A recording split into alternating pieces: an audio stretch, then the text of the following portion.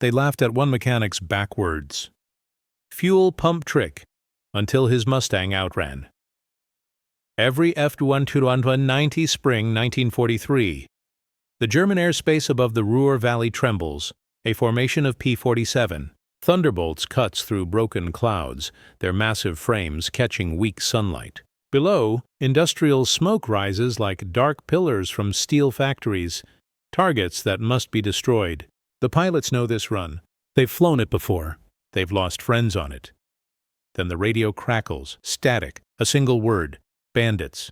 Two FW-190 fighters descend from the sun with terrifying speed.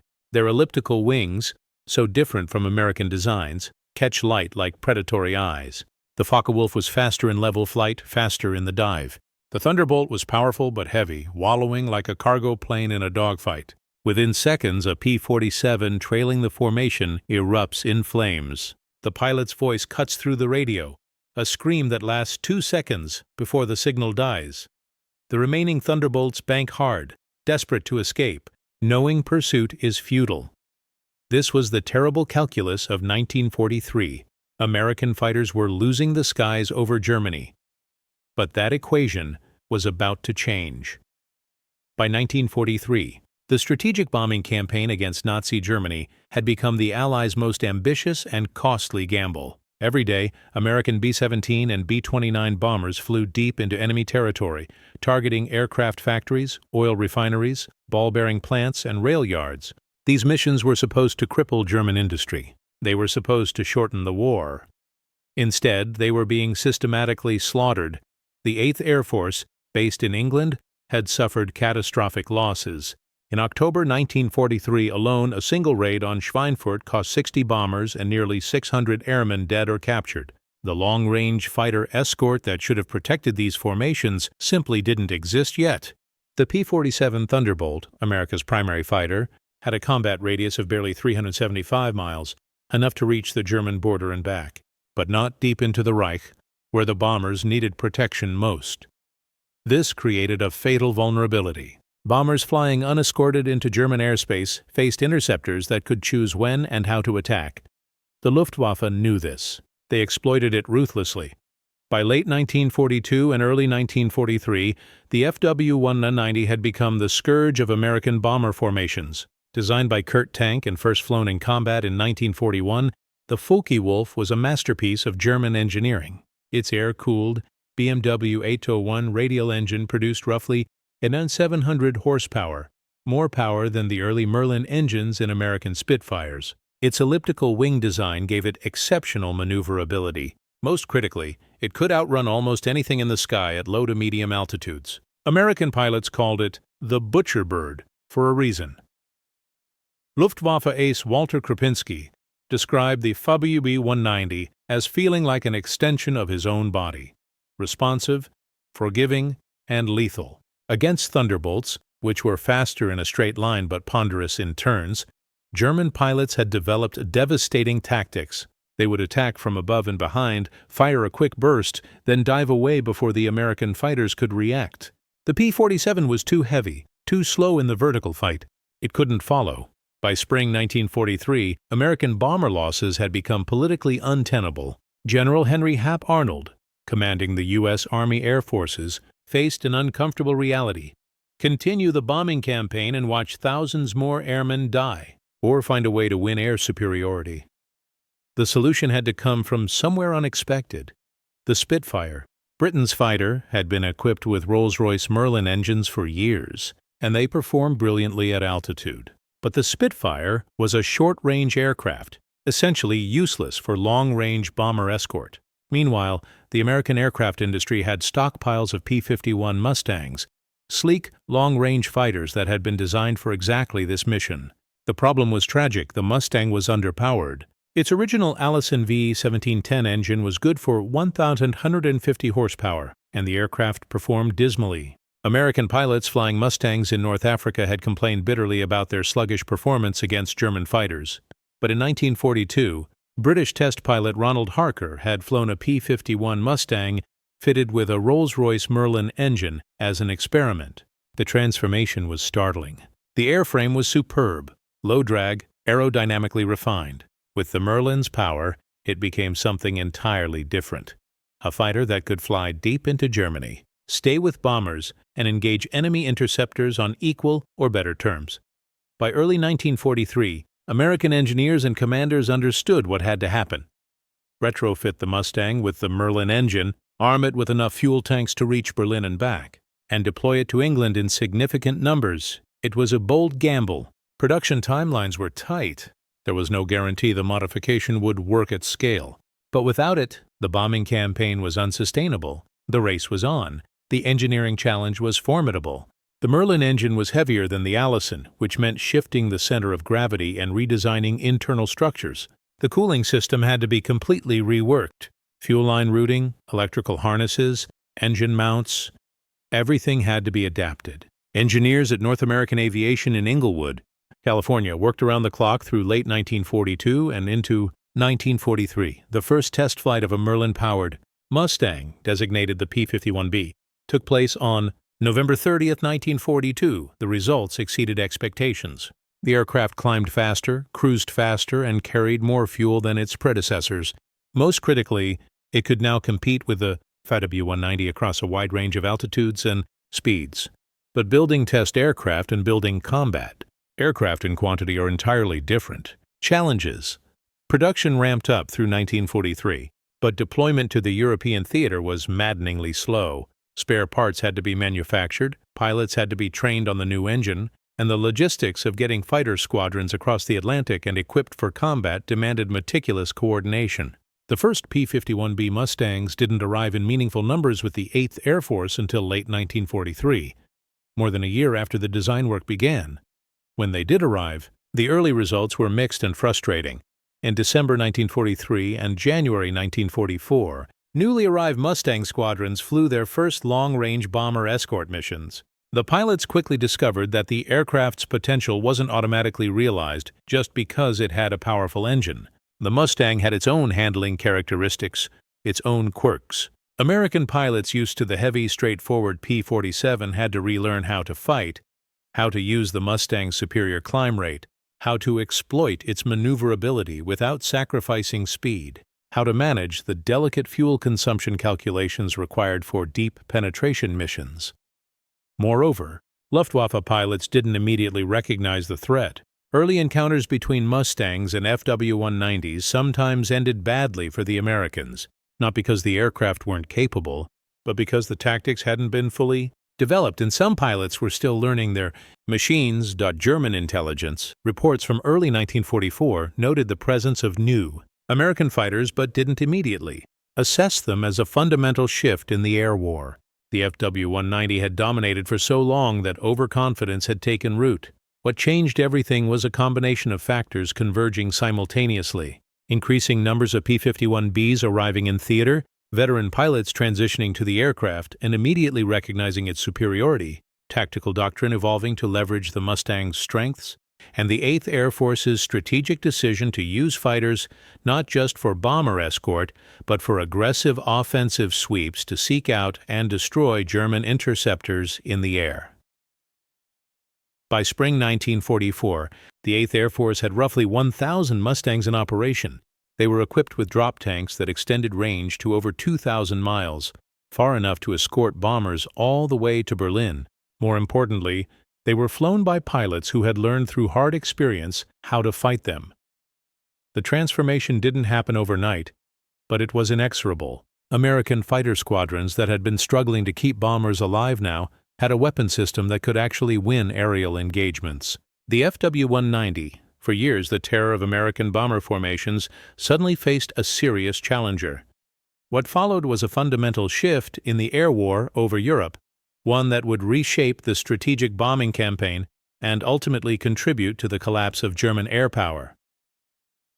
The stage was set. The tools were ready. Now came the blood and fire of actual combat.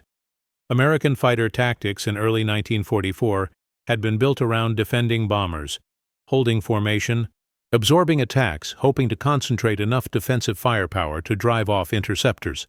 This was essentially reactive warfare. With the P-51 Mustang in sufficient numbers, tactics shifted to something far more aggressive. fighter squadron leaders like Colonel Don Blakesley and Major James Goodson recognized immediately that the Mustang could turn the tables on German interceptors. The aircraft had a superior rate of climb compared to the F-190, especially above 20,000 feet. Its turning radius was comparable to the German fighter, yet it retained energy better in vertical maneuvers. Most critically, it could operate effectively at high altitude, where the Merlin engine actually became more efficient. As the air thinned, veteran Mustang pilots developed a doctrine that became standard by mid-1944: establish altitude advantage before engaging, avoid low-altitude dogfights where the FW-190's BMW engine sometimes had an edge, and use the Mustang's climb performance to dictate terms. When FW-190s tried to dive away from combat, their traditional escape maneuver, American fighters could now follow and continue firing. The predator had become the prey. This tactical inversion had profound psychological consequences. Luftwaffe pilots reported that fighting Mustangs felt fundamentally different from previous air combat. For years, they had enjoyed advantages in speed, climb, and maneuverability. Suddenly, none of those held true.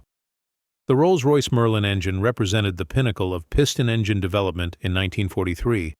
By contrast, the BMW 801 and the FW-190, while excellent, was reaching the limits of air-cooled radial engine technology.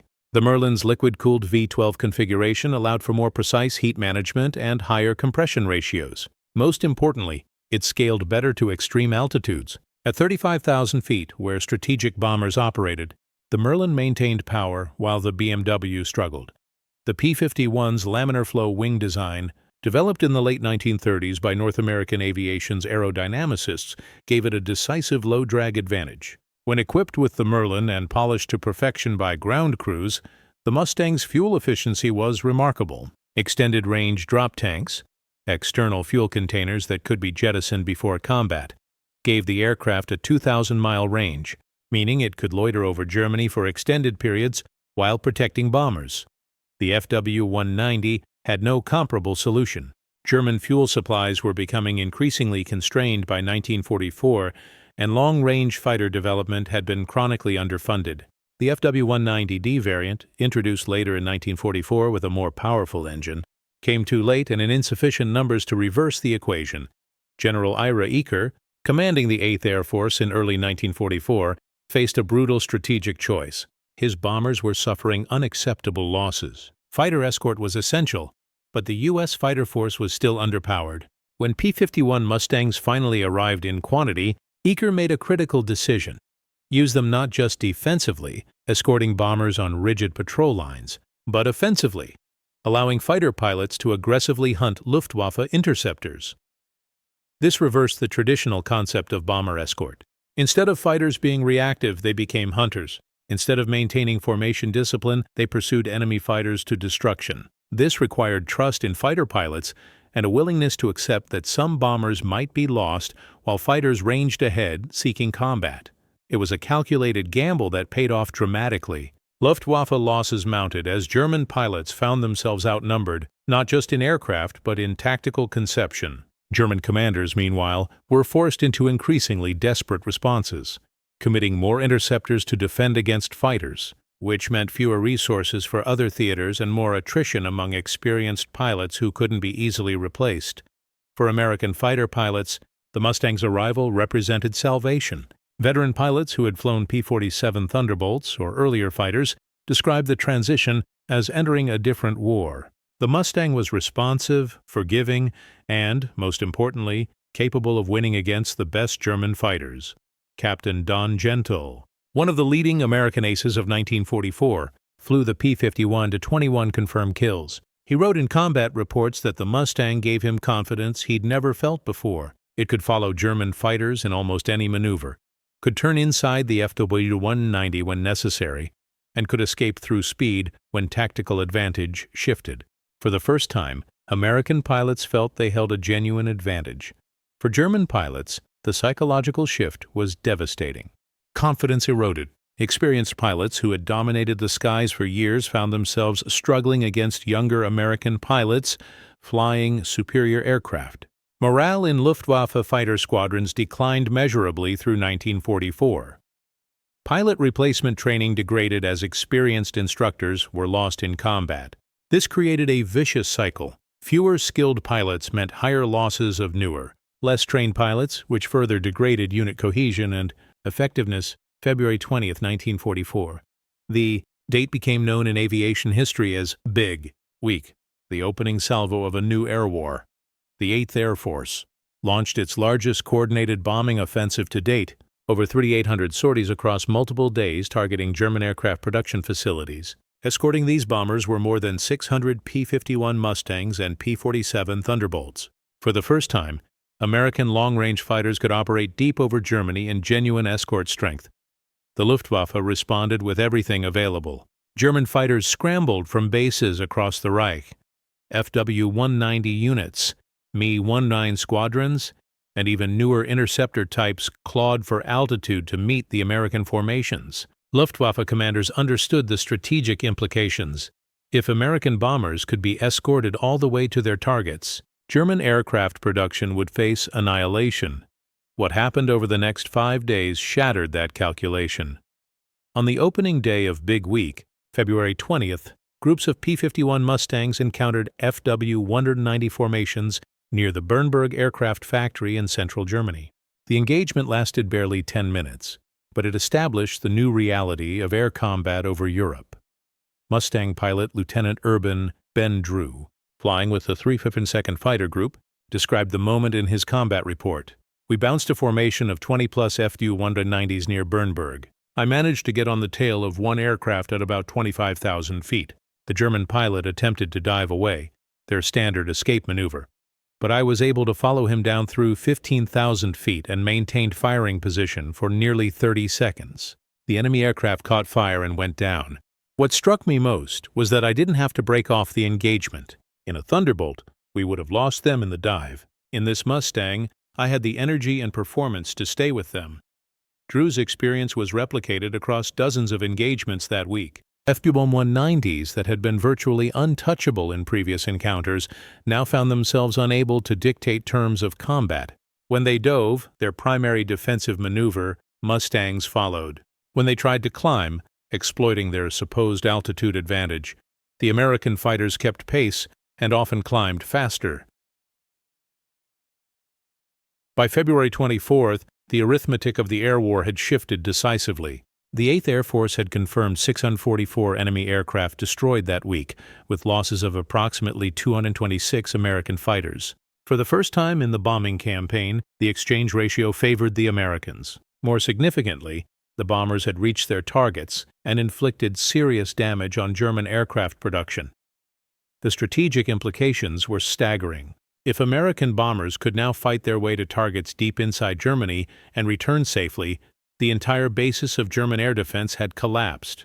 The FW-190 and Bf-109, which had been sufficient to protect the Reich in 1943, were no longer adequate. Throughout March and April 1944, this pattern intensified. American fighter sweeps increasingly ventured into Germany not just to escort bombers but to seek out and destroy Luftwaffe fighters in the air. Mustang squadrons racked up kills at unprecedented rates. Veteran American pilots who had been flying defensive missions suddenly had the tools to go on the offensive.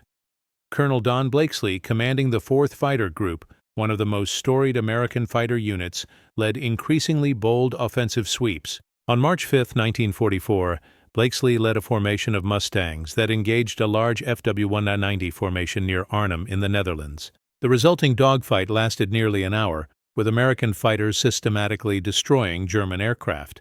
By the time the engagement broke off, 23 FW-190s had been confirmed destroyed against only 2 American losses. Blakesley himself scored his 7th confirmed kill that day. He would eventually achieve 14.5 confirmed aerial victories, a remarkable achievement for a pilot flying a single-seat fighter. But what made his success possible wasn't just piloting skill, it was the fundamental superiority of his aircraft when flown by a skilled opponent. German pilot accounts from this period convey the psychological shock of the reversal. Hauptmann Egon Meyer, a decorated Luftwaffe ace with 102 confirmed kills, wrote after a series of engagements in March 1944, "The new American fighters, the Mustangs, possess capabilities we had not anticipated.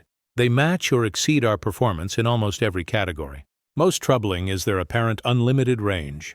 They appear over our bases, penetrate deep into our territory, and maintain sufficient fuel to engage us repeatedly. This changes everything. Mayer's assessment was ruthlessly accurate. By spring 1944, the FW-190, which had been the Luftwaffe's most formidable fighter, was being systematically outflown and outfought. German aircraft production had been severely damaged during Big Week, meaning replacement aircraft and pilots were becoming scarce. Experienced pilots were dying faster than they could be trained. Junior pilots, facing Mustangs piloted by veteran American aviators, suffered catastrophic casualty rates. The momentum had turned irreversibly. American air superiority was no longer a strategic aspiration, it was an operational reality. By May 1944, the transformation was complete and undeniable.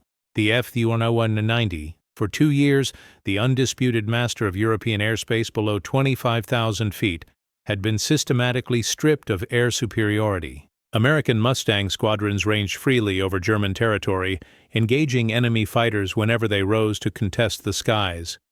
The statistical evidence was brutal and absolute.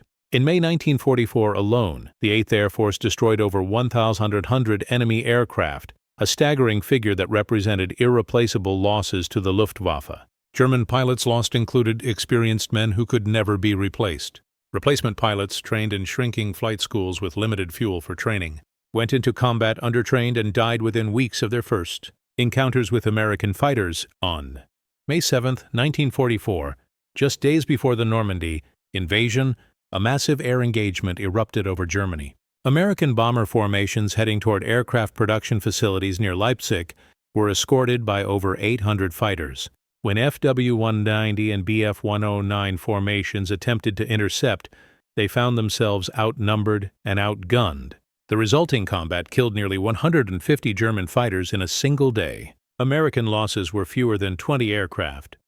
This disparity in exchange rates, sometimes reaching 10.1 or higher in favor of the Americans, represented the complete inversion of the air war. The FW-190 hadn't changed. German pilots were still brave and often skilled, but they were now flying an aircraft that was no longer competitive against the Mustang, piloted by an enemy that had achieved genuine superiority. General Adolf Galland, the Luftwaffe's general of fighters, reported to his superiors in May 1944 that air superiority had been lost to the Allies. This wasn't an admission of temporary setback, it was acknowledgement that the strategic position had become untenable. German fighter units could still inflict casualties and achieve occasional tactical victories, but the overall trajectory was irreversible. The D-Day invasion on June 6, 1944, occurred in an airspace where American fighters operated with near-total freedom. FW-190s and Bf-109s that attempted to interfere with the invasion beaches were quickly overwhelmed by American and British fighters. The Luftwaffe, which might have posed a serious threat to the amphibious landings just 18 months earlier, was relegated to desperate rearguard actions that rarely accomplished their objectives. By autumn 1944, the FW-190 was being withdrawn from frontline service in many sectors. The aircraft itself remained capable, but it had become a liability in an air war where it faced superior numbers and superior aircraft. German production of FW-190s continued, but many completed aircraft were diverted to ground attack roles, where they operated at low altitude against targets less capable of mounted opposition. The Butcher bird had been transformed from a feared interceptor into a hunted relic.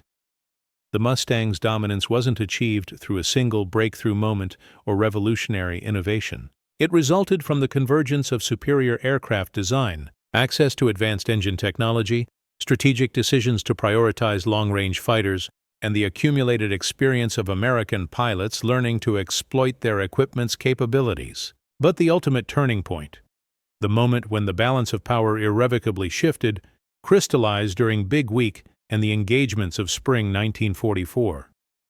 From that point forward, Luftwaffe fighters were fighting a defensive battle they were losing. The question was no longer whether American air superiority would be achieved, but how rapidly the last vestigial German air capability would be extinguished. The statistics were almost incomprehensible in their scale. By the end of 1944, the Luftwaffe had lost approximately 2,000 fighter aircraft to American and British fighters in the European theater alone. These weren't abstract numbers. They represented pilots dead, wounded, captured, or psychologically shattered. Many were experienced men who had accumulated hundreds of combat hours. Their loss created cascading consequences that extended far beyond simple aircraft replacement. German aircraft production, devastated during Big Week and subsequent bombing campaigns, never recovered.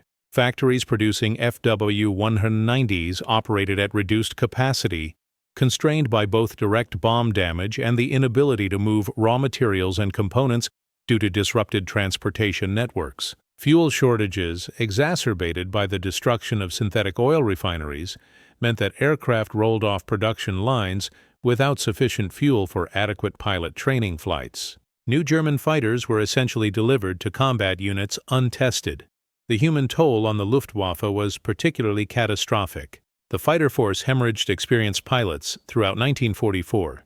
Veterans who had accumulated 500, 1,000, or even 2,000 combat hours were killed in engagements where they faced American pilots with equal or greater experience flying superior aircraft. There was no mechanism to replace this expertise. German pilot training schools, starved of fuel and instructors, produced replacement pilots with an average of 110 flight hours before assignment to combat units. American pilots, by contrast, rotated home after 50 missions, ensuring experienced men lived to pass on their knowledge to the next generation.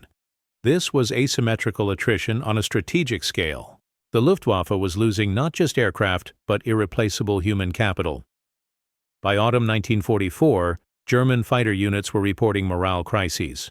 Pilots understood they were flying inferior aircraft against superior opposition. Some units simply refused to engage American fighters, instead attempting to focus exclusively on bombers, a tacit acknowledgement that they could no longer compete in air combat. This represented an extraordinary psychological shift. The Luftwaffe had been built on concepts of aggressive fighter tactics and aerial superiority. Now they were reduced to desperate defensive reactions. The P-51 Mustang, meanwhile, had become the symbol of American air power. Every American fighter pilot wanted to fly it. Squadrons that transitioned from Thunderbolts to Mustangs reported immediate improvement in combat effectiveness. Experienced pilots found themselves dominating engagements they would have survived, but not won in earlier aircraft. Mustang production accelerated through 1944 and into 1945. North American aviation eventually built over 1,000 P-51s, making it one of the most produced fighters of the war. They served not just with the 8th and 9th Air Forces in Europe, but with other American air forces in the Pacific and with Allied air forces worldwide. The aircraft's long-range, reliability, and combat effectiveness made it the standard against which all other piston-engine fighters were measured. For American strategic bombing, the consequences were profound and immediate. Beginning in March 1944, American bombers could be escorted all the way to their targets by long-range fighters. The strategic bombing campaign transformed from a risky gamble with acceptable losses into a calculated offensive that could be sustained indefinitely. Luftwaffe fighter opposition, while still dangerous, was no longer sufficient to impose unacceptable casualties on bomber formations. This directly enabled the campaign against German oil production. Throughout spring and summer 1944, American bombers systematically destroyed synthetic oil refineries, which were vulnerable to precision bombing but heavily defended. Without long-range fighter escort, these missions would have been suicidal. With it, they were dangerous but sustainable. By August 1944, German fuel production had collapsed. FW-190s that survived combat often couldn't be flown because there wasn't sufficient fuel for operations. Pilots were grounded and aircraft sat idle on airfields.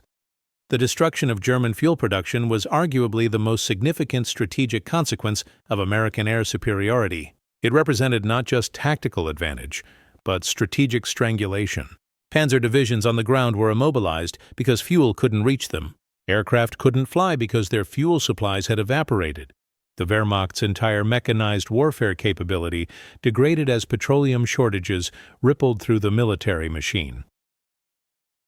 By autumn 1944, German High Command had begun discussing what was once unthinkable, accepting that air superiority over German territory had been lost.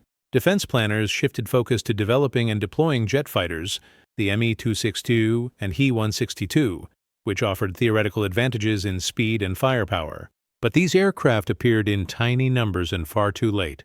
They influenced specific engagements but couldn't reverse the overall trajectory. The FD-1190, which had been the Luftwaffe's primary interceptor, was relegated to supporting roles or withdrawn from service entirely in many sectors. Production continued until the end of the war, but aircraft built in 1945 often never saw combat, destroyed on the ground by Allied aircraft or captured as the war ended. The strategic implications extended far beyond the air war itself. Air superiority enabled the entire Allied operational strategy in Europe after June 1944. Ground forces advancing from Normandy operated under the protective umbrella of fighter-dominated skies. German reinforcements attempting to reach the front faced constant air interdiction. Panzer columns were systematically attacked from the air, a capability that was only possible because American and British fighters had eliminated Luftwaffe opposition. General Dwight Eisenhower later wrote that Allied air superiority was the decisive factor in the successful invasion and liberation of Western Europe. Without it, German forces could have concentrated defenses and potentially inflicted enough casualties to halt the invasion. With it, German commanders were forced to operate in constant fear of air attack, unable to move reserves effectively, unable to establish defensive positions unmolested. The broader strategic bombing campaign against German industry was equally transformed. Factories, refineries, marshalling yards, and transportation networks were bombed with accelerating intensity through 1944 and into 42 Luftwaffe Fighter Opposition, declined from month to month as pilot losses mounted and fuel became scarce. By late 1944, American bombers were flying deep into Germany in broad daylight with fighter escort, encountering little organized opposition. This represented a complete inversion from 1943, when escorted bombing deep into Germany was virtually impossible. The transformation didn't occur because German fighters became worse. The FW-190 remained a capable aircraft. It occurred because American fighters became better and achieved overwhelming numerical superiority. The equation had shifted from German defensive advantage to American offensive dominance. Post-war analysis confirmed what had been apparent during the air war. The P-51 Mustang, equipped with the Rolls-Royce Merlin engine, was the decisive fighter aircraft of the European campaign. It wasn't the most heavily armed, nor necessarily the fastest in every flight regime, but across the spectrum of operational requirements, range, altitude performance, maneuverability, pilot visibility, and reliability, it proved superior to everything the Luftwaffe fielded. German test pilots who flew captured Mustangs after the war confirmed what their combat pilots had learned through bitter experience. The aircraft was difficult to defeat in air combat. Its handling characteristics were forgiving. Its performance was consistent across a wide altitude envelope, and most significantly, its range allowed it to operate at any point over German territory with sufficient fuel reserves for extended combat. Luftwaffe veterans, questioned after the war, universally identified the P-51 Mustang as the aircraft that had broken their air superiority. Experienced pilots spoke with respect about the aircraft's capabilities and often acknowledged that individual American pilots, while sometimes skilled, had been elevated to exceptional effectiveness by flying a superior machine. The legacy of the FW-190 was one of tragic obsolescence. It had been an exceptional fighter in 1941 and 1942. In 1943, it remained formidable. But by 1944, it had been overtaken by technology and strategy it could no longer match. This was not a failure of German engineering or pilot skill. It reflected the brutal mathematics of industrial capacity, resource allocation, and strategic decision-making. Germany had not prioritized long-range fighter development with sufficient urgency. American strategic planners had recognized the requirement and committed vast resources to achieving it. The cost to both sides was measured in thousands of lives, but the outcome was never in doubt once the Mustang began operating in European airspace in significant numbers. From February 1944 onward, the Luftwaffe was fighting a war it could not win. The struggle between the P-51 Mustang and the FW-190 was never truly about two aircraft competing in abstract terms. It was about industrial capacity, strategic vision, and the ruthless mathematics of modern warfare. Germany had built a formidable fighter. The FW-190 was a masterpiece of engineering that remained competitive even in 1944, but Germany had also made critical choices about resource allocation, pilot training, and long-range fighter development that proved catastrophic when an adversary with superior industrial capacity made opposing choices. America, by contrast, had recognized early that air superiority would be decisive and committed enormous resources to achieving it. The decision to retrofit Mustangs with Merlin engines, to produce them in vast quantities, and to develop tactics that exploited their advantages was not inevitable. It could have failed, but American strategic planners understood the requirement and executed the solution.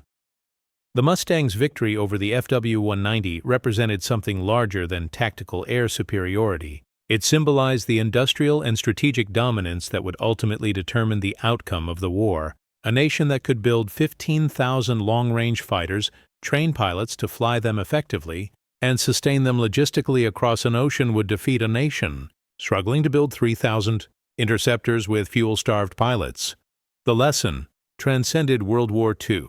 It established principles that would guide military aviation for decades.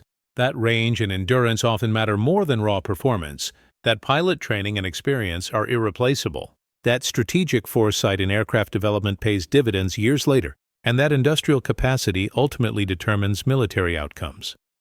The FW-190 pilots who died in 1944 and 1945 died flying capable aircraft against superior opposition. Their sacrifice was real, their skill was genuine, but they were fighting a war their nation had already lost in the design offices and factories of 1942 and 1943. History remembers the victors, the American aces, the Mustang pilots who filled the history books with their achievements. But the deeper story belongs to the engineers, strategists, and leaders who had the vision to build the tools of victory. Before the crucial battles were fought, the Mustang and the FW-190 met in European skies between 1944 and 1945. By then, the outcome had already been determined by choices made years earlier in boardrooms and aircraft factories an ocean away.